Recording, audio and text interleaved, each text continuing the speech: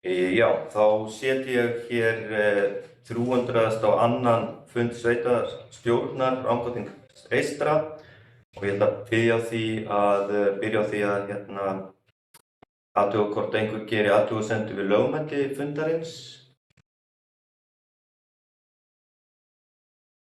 Bjarki, gjörðu svo vel.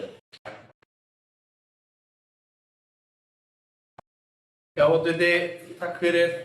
Ég ætla svo sem bara að gera athugasemd við dagskrá fundarins. Í útsendri dagskrá ekki fyrsti dagskrárliður minnisblað sveitarstjóra sem við samþykktum á seinasta fundi og langar með bara að spyrja af hverju sá liður kemur ekki inn eins og var samþykktur á seinasta fundi. Takk. Takk fyrir þetta, Bjarki. Við svo sem ræddum það okkar á milli hér því að þetta nú svona stuttur fundur og við væntanlega fundum aftur í sveitarstjórn næsta fimmtudag, þannig að þá verður tekin fyrir góð kynning á því sem að gerast í sveitarfélagi.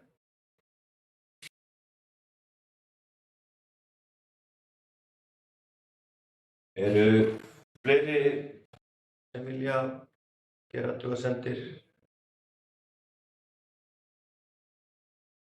Þá höldum við bara áfram og förum í dagskrá fundarins og á dagskrá eru 5 mál, þar af 4 til afgreiðslu og 1 til kynningar.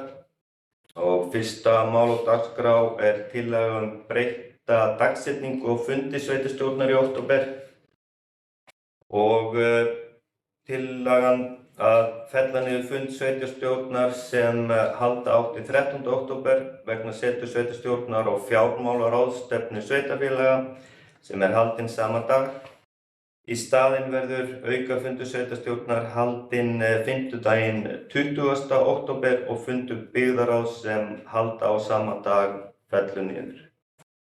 Einhverjir sem vilja tjá sig undir þessum lið?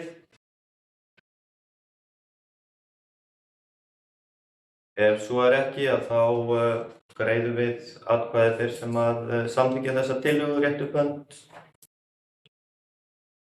Og hún samþykkt samhljóða með.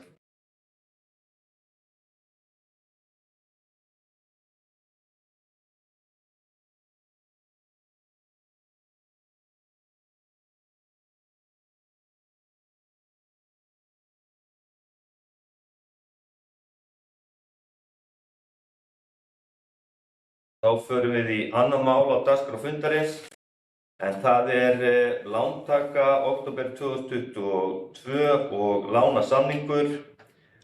Lögð fram drög að umsókn Rangárþings eystra lántöku á árinu 2022 hjá Lánasjóði sveitarfélaga að upphæð 500 milljónir króna.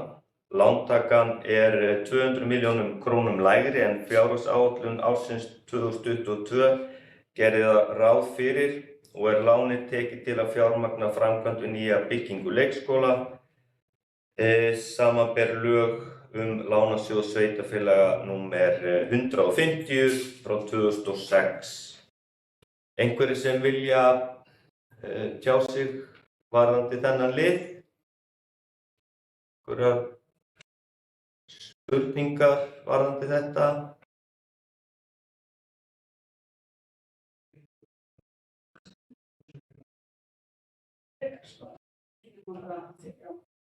Það kemur sem að Veit að fjármálastjórinn tilbúinn til að svara spurningu varðandi þetta. Ef einhverjir eru.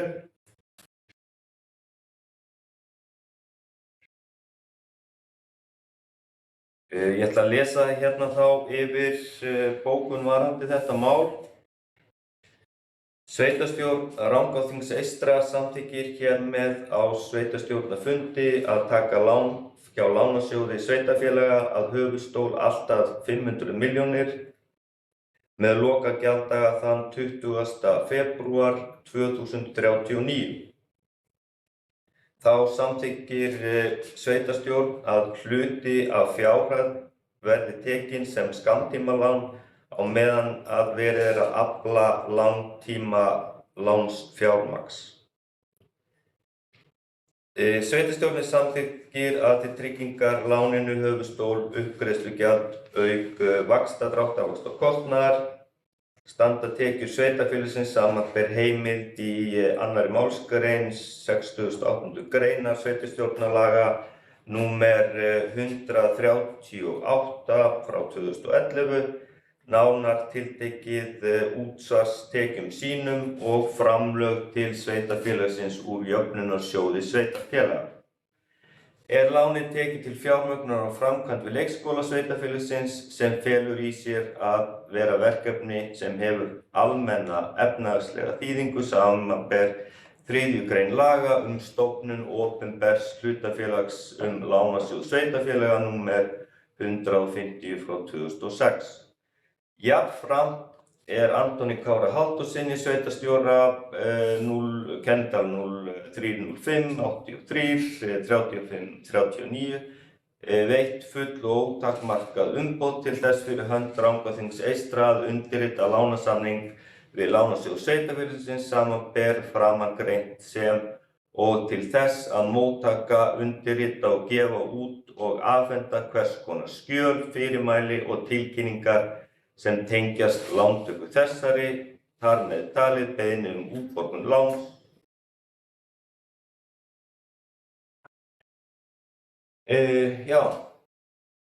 Þá bara berum við þessa tillögu upp til atkvæða. Þeir sem að samþykkja þessa tillögu réttu upp hönd og tillagan samþykkt samhljóða.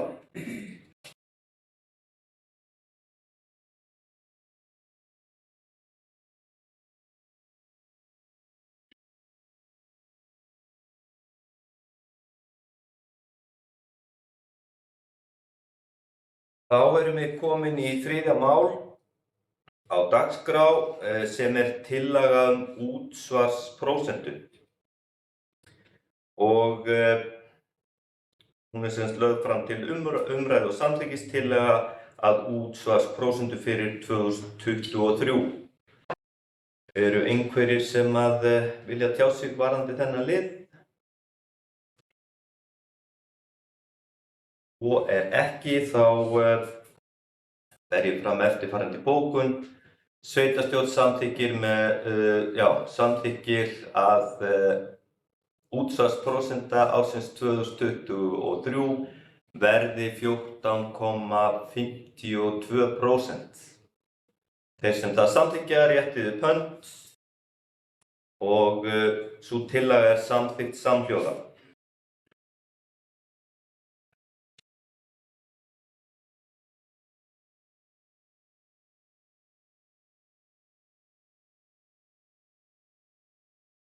Þá það 4. mál á dagskrá fundarins, það viðauki við fjárhagsáætlun 2022. Á fundi á 219. fundi byggðarráðs var viðauki 2 við fjárhagsáætlun 2022 vísað til umfjöllunar í sveitarstjórn. Lagður var fram til umræðu og staðfestingar viðauki 2 við fjárhagsáætlun 2022. Tillaga að flytja 10 milljónir króna á milli liða í fjárfestingaráætlun.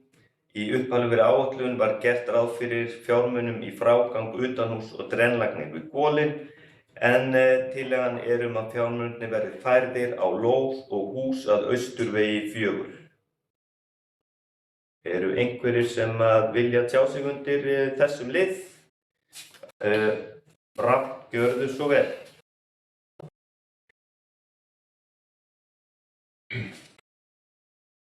Já, takk fyrir opið. Mér langar kannski aðeins bara að forvitnast hvað við erum að fara að gera. Mér finnst þarna gögnin ekki vera mjög ítarleg. Það vissulega komin þarna einhver teikning af milliveggjum hér niður í kjallara og þar kemur fram að svæði fyrir skyttur, skotæfingarsvæði, ef ég skil teikninguna rétt. En það sem mér langar kannski að forvitnast tilgangurinn með þessari framkvæmd, eða það sem ýtir okkur í hana, það að skapa þetta skotæfingasvæði eða hvað er verið að gera? Mér finnst það ekki liggja ljóst fyrir í gögnunum og óska eftir svolítið ítarlegri skýringum á því. Og saknaði svolítið kannski að það skyldi ekki vera tekin umræða varðandi þetta húsnæði, því fólki gegnum tíðina hefur svo sem haft ýmsar hugmyndir varðandi það. Og sjálfur persónulega hef ég stundum velt fyrir mér hvort að það væri einhver möguleiki að koma hvort sem þetta sýningar eða geymslu þessu kaupfélagssafni sem við erum stundum hér að ræða hvað eigi að gera til framtíðar. Ég er ekkert að segja þessi möguleiki en bara svona ég saknaði svolítið kannski að við höfum ekki tekið umræðu þetta. Og þarna er greinilega á að fara í einhverja fjárfestingu og hlista af því að skyttur fái æfingasvæði, sem er svo sem bara jákvætt að þeir fái æfingasvæði. En þá velti ég fyrir mér hvar sú ákvörðun eða hvernig hún var tekin á 290. öðrum fundi sveitarstjórnar samþykkju við að veita þeim gjaldfrjálsa aðstöðu í einhverju húsnæði okkar. En ég velti fyrir mér þarna erum við að fara í fjárfesting, eða skiljiði mig, mér langar bara aðeins í nánari skýringar á því sem við erum að gera, eða leggja til. Svo velti ég líka fyrir mér í framhaldi með því að við erum að flytja fjármuni af viðhaldsframkvæmd á Hvolfum. Því miður er þetta ekki fyrsta skipti sem færðir fjármunir frá þessari framkvæmd við Hvolfin. Þetta var gert allavega einu sinni eða tvisvar núna þegar við vorum að fara í gegnum COVID-tímabil og vorum svolítið á niðurskurðarhnífnum í framkvæmdum. Það hins vegar hefur legið fyrir mat umsjónarmanna og annarra að þetta sé mjög aðkallandi framkvæmd og húsið liggur undir skemmdum. Velti ég fyrir mér hvort það er réttlætanlegt að færa þessa peninga og fresta þessu enn einu sinni og kannski bara, læt þetta duga í bili. Takk. Takk fyrir þetta. Anton Kári, gjörðu svo vel.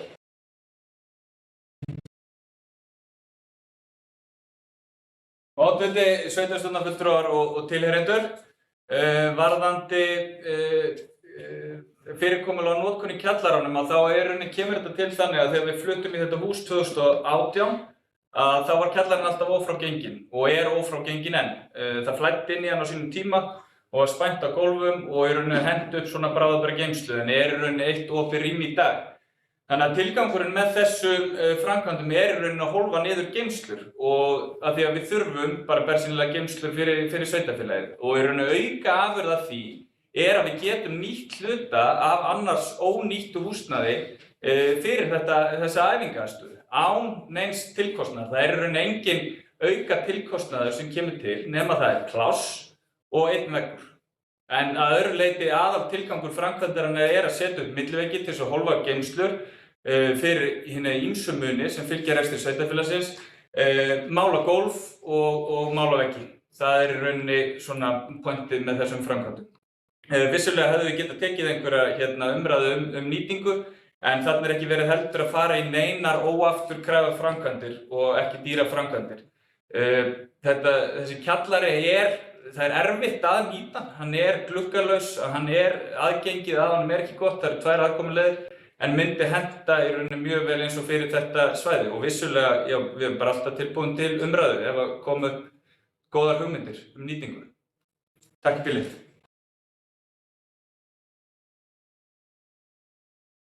Takk fyrir þetta. Bjarki, gjörðu svo vel.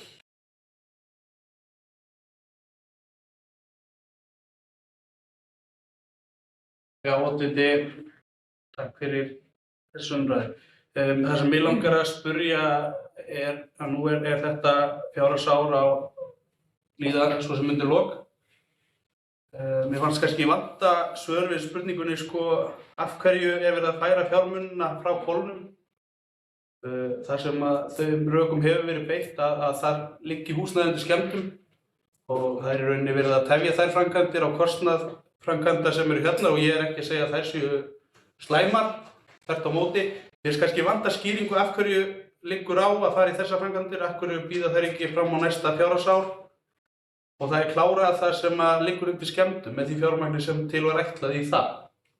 Takk fyrir. Takk fyrir þetta. Bjarki, Anton Kári, gjörðu svo vel. Takk fyrir þetta Oddviti. Jú, vissulega hefur staðið til að fara í lagfæringar á hvolfnum og lagfæra dren og í rauninni aðkomu bakatil í hvolfnum. Og ef mig misminnir ekki þá kemur þetta nú fyrst inn á áætlun 2015 þegar ég var ennþá starfandi skipulags- og byggingafulltrúi. Húsið í rauninni liggur ekki undir skemmdum en þetta bráðnauðsynleg framkvæmd. En hvort að þessi framkvæmd, já, hún var á áætlun ársins en hefur ekki verið komist í hana. Hvort hún frestast fram yfir áramót eða fram á næsta vor tel ég í rauninni ekki að muni skaða húsnæði. Þannig að já, í rauninni þetta skýringin.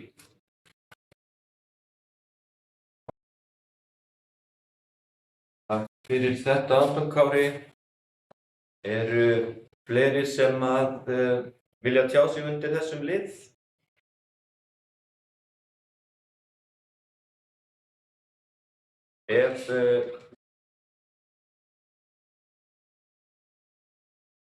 Ef svo ekki þá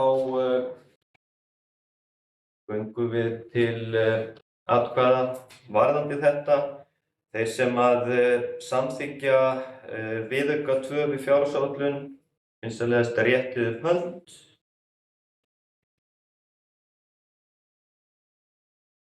Það þeir sem að greiða atkvæði á móti. Þá þetta samþykkt með 6 atkvæðum og 1 situr hjá.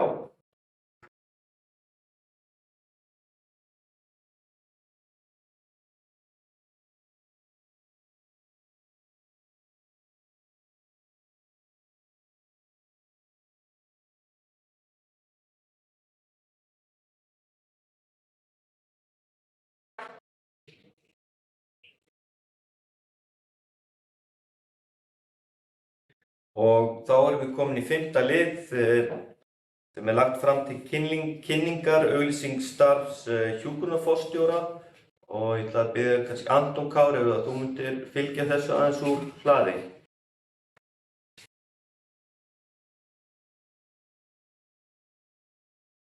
Takk fyrir það Oddviti. Hjúkrunarforstjóri hjá okkur var í ársleyfi frá síðustu áramótum og sagði svo upp starfi sínu núna 24. september. Í kjölfar þess hafði ég samband við ráðningarskrifstofuna Intellecta sem sérhæfir sig í ráðningum og meðal annars fyrir ráðningu hjúkrunarforstjóra Lundar. Og drög að auglýsingu lágu fyrir á föstudaginn því miður náðist ekki fyrir síðasta byggðarráðsfund og því þetta lagt fram hér til kynningar í samræmi við samþykktirnar okkar fyrir sveitarstjórn.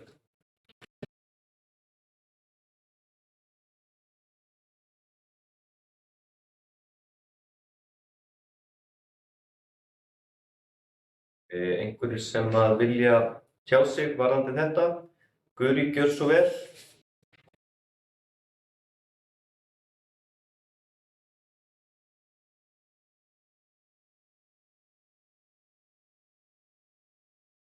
Takk, Oddviti. Svo sem Kári svarar nú fyrst fyrir spurningunni varðandi ráðningarferli. Það gerir ráð fyrir að Intellecta mun sjá það og byggðarráð og sveitarstjóri koma það að ráðningu að lokametrunum. Eins og þú bendir á, Kári, þá samkvæmt samþykktum okkar þá á sveitarstjóri að leggja fyrir drög að ráðningu auglýsingu fyrir byggðarráð og það náðist ekki að gera og maður velti þá fyrir sér hvort við getum sætt okkur við að þetta sé rétt málsmeðferð, það er að segja leggja fyrir auglýsingu á opnum fundi sveitarstjórnar. Fulltrúi biðlista hefur náttúrulega, við teljum það bara mjög brýnt að ráða hjúkrunarforstjóra sem fyrst og það gerir ég frá allir sem sammála. En setjum það pínu spurningamerki við málsmeðferð. Það æskilegt kannski að ræða auglýsingu á lokum fundi byggðarráðs og eins og gert ráð fyrir í 53. grein samþykktar sveitarfélagsins þá stendur það skýrt að sveitarstjóri kynnir fyrir byggðarráði að tilstandi auglýsastarf og leggur fram drög að auglýsingu þess efnis. En erum við hér á sveitarstjórnarfundi og eins og segir við leggjum okkar ekki endilega á móti því að það verður auglýst sem fyrst. og viljum kannski ekki tefja málið með því að þurfa að bíða á næstu byggðarráðsfund þess að leggja fyrir þá draugaauglýsingu eins og samþykktir okkar gera ráð fyrir, en við munum þá gjarnan vilja bóka við málið. Takk fyrir.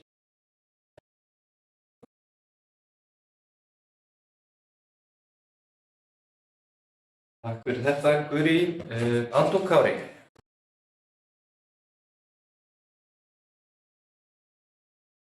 Takk oddviti.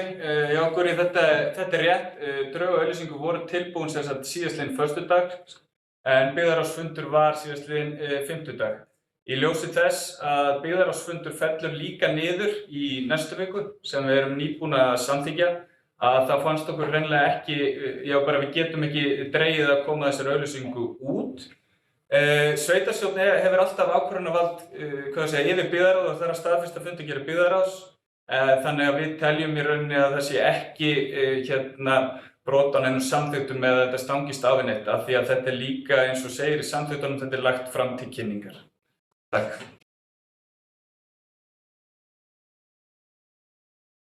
Takk fyrir þetta, Anton Kári. Bjarki, gjörðu svo vel.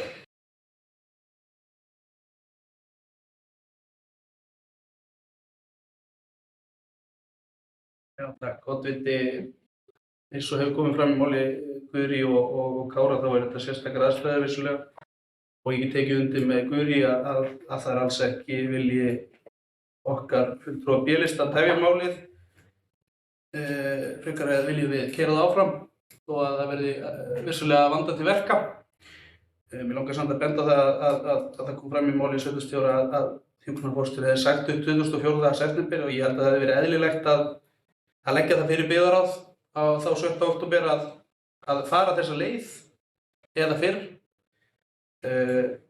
Og byggðarráð hefði þá getað falið sveitarstjóra að fara þessa leið, en eftir sem áður að þá allavega ef ég tala fyrir mig, mun ég ekki setja mig upp á móti þessu. Við þurfum að hugsa hag íbúa á Kirkjuhvoli og starfsmanna þeirra, en ég tek undir það sem áður hefur komið fram að það hefur verið eðlilegt að þetta hefur verið rætt í byggðarráði. Takk.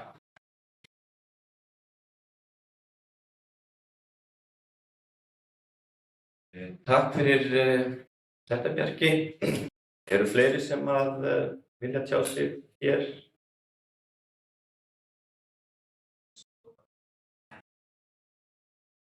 Ég ætla að biðja Guri að koma og lesa upp bókun frá fulltrúum B-lista.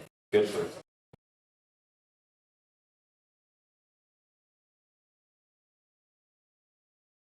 Takk, oddviti. Það er bókun fulltrúa B-lista, hún þýðir svona. Fulltrúar B-lista telja það mjög brýnt að auglýsa eftir hjúkrunarforstjóra við Kirkjuhvol sem fyrst. Hins vegar vilja fulltrúar B-listans benda á samkvæmt 23. grein samþykktar stjórn sveitarfélagsins Rangárþings eystra ber sveitarstjóra að kynna draugaauglýsingu fyrir byggðarráðið en ekki sveitarstjórn, enda er greinin svo hljóðandi. Æðstu stjórnendur sveitarfélagsins, aðrir en sveitarstjóri, eru fjármálastjóri, skólastjóra, leikskóla, grunnskóla, íþrótta- og æskulýðsfulltrúi, hjúkrunarforstjóri Kirkjuhvols, skipulags- og byggingafulltrúi og forstöðumaður framkvæmda og eigna. Sveitarstjóri í samráði við byggðarráð ræður æðstu embættismenn í umboði sveitarstjórnar, og svo er bara að vísa í lagagreina hérna. Sveitarstjóri kynnir fyrir byggðarráð að til standi að auglýsa starf og leggur fram draugaauglýsingu þess efnis. Í auglýsingu skal að minnsta kosti koma fram hvaða starf sé laust til umsóknar ásamt stuttri starfslýsingu, lágmarks hæfis- og hæfniskröfum, umsóknarfresti og hvaða fylgiskjöl skuli fylgja umsókn. Sveitarstjóri ásamt formanni byggðarráðs boðar hæfustu umsækjenduna í viðtöl að loknum umsóknarfresti. Að viðtölum loknum kynnir sveitarstjóri hæfustu umsækjenduna fyrir byggðarráði og tillögum hver skuli ráðinn í starfi. Hafi sveitarstjóri í hyggju að segja upp stjórnandastofnunar, þá kynnir hann þá tillögu fyrir byggðarráði ásamt rökstuðningi áður en sú ákvörðun er tekin. Í ljósi þess hefði verið æskilegt að draugaauglýsingu hefði verið lögð fyrir byggðarráð á fundi þann 7. október síðastliðinn. Bjarki Oddsson, Rafn Bergsson og Guri Hildstad Olsson. Takk.